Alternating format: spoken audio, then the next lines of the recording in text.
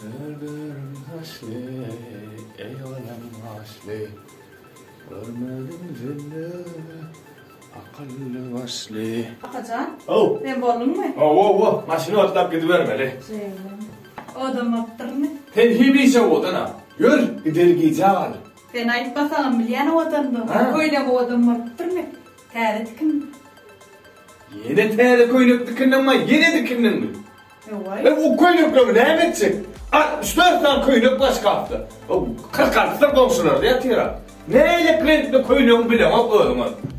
Gör der zorunun beylekleri. Görün ne mi? Gördü deyip ne mi? Yine dikilmedi mi? Kıyım. Ben zorunum görün köyden ikinci sefer geyem ok. Yaman ingirdi orpsun lağı. Araştırma gelyen. Ne de. Bir zoram koynuk gördü deyip täällä koynuk dikin ya. Akacan. Olur mu? Sumkan gördün mü? Täällä. Bunun täällä mı?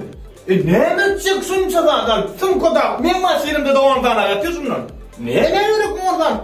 Sumkolar. Kıyı uyan aytmadım mı? Men bir ullanan dağdım ikinci sefer ullalam ok deyip. Karasiyene var mı?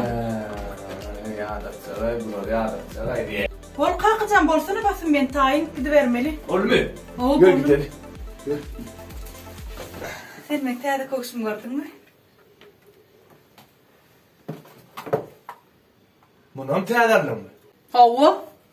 Ne gerek munçu doğla koşkavın içi. Munçu çıkpaydı. Ne gerek şunça bu? Kıyım. Ben yalan ayttım. Gene de qaytalap aytjan. Men bir geyem dağdım. İkinci sefer geyem o. Joralım, ön koğuşlum, ön koynukluğum. Gördü. İnnem tedallım.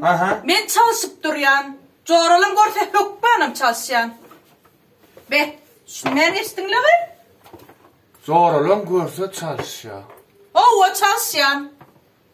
Ayo. Evvay. Kıyım, nire var ya? Kıyım tur. Yürü değil lan.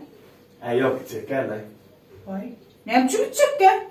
Gidecek gel öyle gidelim ben onu. Ne biçim gidecek ki? Zoralım karışıp dura yürü. Ay zoralım karışmada da gidecek gel mi? Gidelim ben onu. Ne biçim gidecek kadın sever? Nayda sever Batıra? Sever nayda ne biçim gidecek ki? Zoralım benim görür de. Oy onun. Görün ne mi? Ay yok. Zoralım benim görünü bilecek de. Ne biçim görünecek de? Menadır zoralım gördü. Onun. Ne mi onun? Benim. Şşt barına. Zoralım oraya beni. Amcan. Öyle bağırdım. Hem koğuşçasın kadar ya koynuk derler. Arkayınca ol. Öğredim fışt olsam sen fışt etmem. Yok karışıp durur yok. Ay yok git lan orada gider ya. Aklay. Onu zoralım fışt etme.